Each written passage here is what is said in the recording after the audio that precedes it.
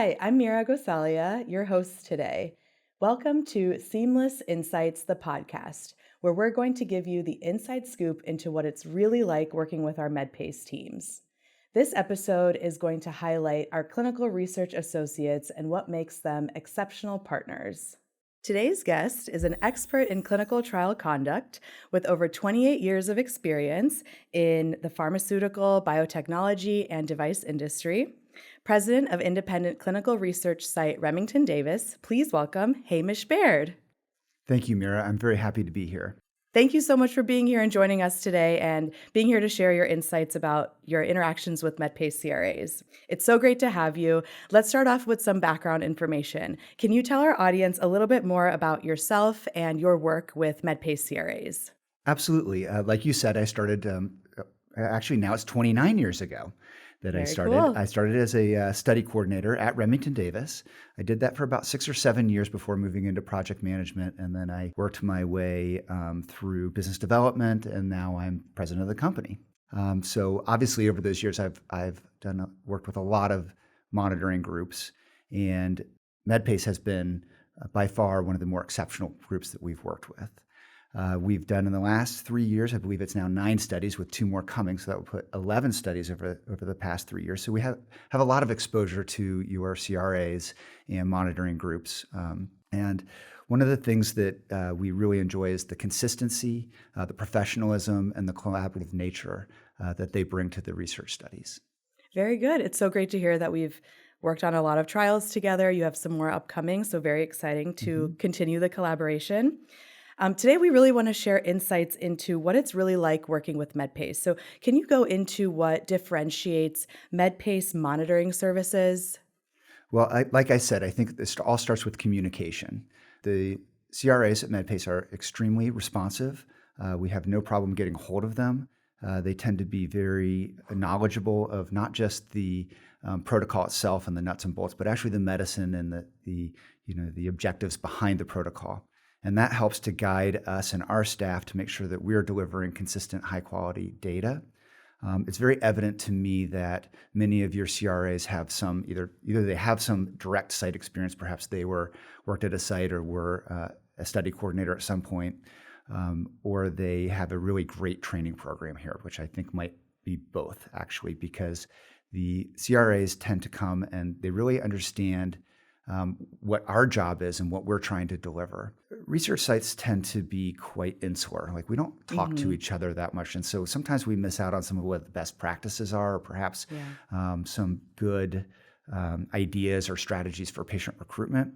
And because the MedPace CRAs are so collaborative, they tend to share that information more. The newsletters are more robust. The monitoring report letters that we get are complete and they're accurate, and they give us real actionable feedback so that we can improve our services. And I think that really helps to create a seamless experience for both the site, the sponsor, and even the patient, because the patient gets the consistency. We're telling them the same things each time. Sure, absolutely. Thank you for sharing those examples. And it's great to hear that, maybe some of the training that's happening in-house is being replicated out in the field. And perhaps the CRAs are identifying some of the root causes that might be coming from some of the queries. Absolutely. So updating, original source document templates, things like that, hopefully help in the overall, conduct of the trial as well. And as you mentioned, trickles through from PI to the site to the patients as well. So that's great to hear. It really does, because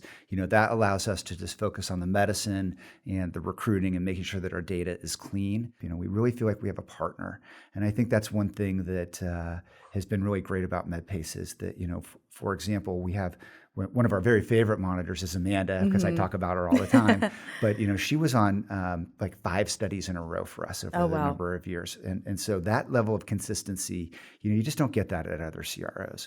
And I think that there's so much to be said about that, because you develop a relationship, and there's really a collaboration and a trust that goes on there, so that that when they bring something to your attention, they're not just being nitpicky or maybe interpreting regulations a little bit differently. Like it really creates a collaborative environment so that we can move things forward in a really great, in a really the most compliant and great manner. So Yeah, it's that's really been great. great. Thank you. And that's great to hear. And it sounds like it's a productive relationship. I think as a CRA, one of the items that I would find could be barriers at sites that maybe didn't understand the collaborative nature of our relationship. Mhm. It felt more that, we were on different teams and it would cause a little bit of friction, helping them understand why these queries are being issued. But in the collaborative nature of, the site to CRA relationship, things do get done. And it's nice to hear that, you're feeling that productive relationship with our MedPace CRAs. Yeah, we really are. Good. And so obviously you've had several experiences working closely with our CRAs, and you've touched on what it's like working with them. Are there any specific qualities or skills that kind of stand out to you that MedPace CRAs have? There's definitely a very high level of professionalism, Mm-hmm. but they're also very personable. I think Mm-hmm. that they have a good understanding of the pressures that we're under as a site and as study Sure. coordinators.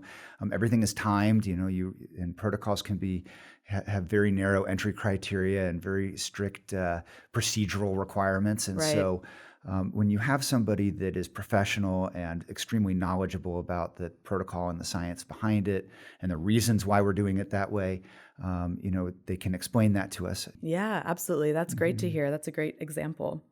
And it sounds like from your experience, CRAs have played a large role just in the process as a whole. How do you think MedPace CRAs contribute to the overall trial success? So I think that I keep alluding to the fact that they're better trained and that they have more Hmm. information and knowledge about the study and the protocol. And I think that is really where it shows. We have had monitors come in, and this was for actually a cardiomyopathy study. Hmm. And for the first part of the study, we enrolled 72 patients. So there was an enormous amount of data, and it Yeah. all happened very quickly. And she came in and noticed that we were entering data into the EDC system in a manner that was causing queries, and it Mm, could have really ballooned on us, and we could have had hundreds of queries. yeah. And she came in, and because she had some training in the EDC and understood what it was that the sponsor and the EDC system was looking for data management, she was able to really guide us and make sure that we weren't making that same mistake. And so there's something that's sort of like source doc related and Right. like sort of that data entry related. But then there's also we had an erosive esophagitis study where patients didn't qualify unless they had an upper endoscopy, Hmm. and we had a higher screen fail rate than most of the other sites, and we were scratching our head thinking, what are we doing here? That like are we being too restrictive or not restrictive enough when we're doing our pre-screening? Like, and I said before that sometimes sites are insular and they don't really have an idea of what some of Right. the best practices are for especially like recruitment and that type Hmm. of thing. And she was able to bring us some real world experience from other sites Hmm. and just give us some guidance on that. And it really, we were able to change our phone screener a little bit and evaluate symptoms that would most likely make them qualify. So that was extremely helpful for us and we did reduce the screen fail rate by about 30%. So Oh, it was wow. significant. Yeah, definitely. That's great to hear. And I'm hearing that, that collaborative nature it's with site and CRA, but then it's also, CRAs are learning that from other CRAs internally, potentially through their lead CRA or through the clinical trial manager, the project coordinators that are also integrating and working with the site. So learning that information and then bringing it back to their individual assigned sites seems to be helping overall as well, just to share those experiences, share lessons learned, Yes. pain points. If CRAs are bringing back pain points from a variety of sites, then it's coming back internally so that it can be looked at as a whole. So Absolutely. yeah. Studies are so complicated these days, and there's so many moving parts, and you have a very limited amount of time to get everything done. And so I think that, having a partner Mhm. and really a teammate, I think even, it's like an extra set of hands in a way that we can bounce Yeah. things off of. And they're very friendly. Mhm. They clearly very like their jobs very much. Mhm. You obviously have a very good culture because pretty much all of them have come through, and there have been a lot of MedPace Yeah. CRAs that have come through. They all share those traits, and it's really refreshing to work with people who aren't sort of lording over you and wagging their finger, right? They're Sure. really getting in the weeds with us and really helping us to be successful. That's great. And, preferred partners like yourself and like Remington-Davis, we really appreciate that you're open to learning from some of those updates that can be made. So you mentioned the example of, changing up the pre-screening a little bit. So we also really appreciate that in terms of, it's important for that pre-screening to come through appropriately for the protocol purposes to keep up with the enrollment goals and keep up with site goals. So listening and being able to collaborate with the CRA, I think, of course, brings overall success as well. And your willingness to kind of update, any of those changes at your site is also really appreciated and welcomed. Thank you. Thank you. Well, thank you so much for joining us today. You shared a lot of insights. Is there anything else that you'd like to share that, maybe we didn't get to in the individual questions? I just want to compliment you all on having a really great team. And I think that, studies are so complicated now, and there's so much pressure on everybody to meet their timelines, and everything needs to be done yesterday. And so, it's much easier to work under those conditions when you're working together with somebody. Yeah, absolutely. Yeah. Well, thank you again for sharing those examples. Having me. Thank you. Thanks for tuning in. We hope you enjoyed hearing about what makes our CRA team valuable. Our mascot Pacer and I met up to discuss some big news for our team. Based on a comprehensive vote from sites, MedPace has been honored with the Eagle Award.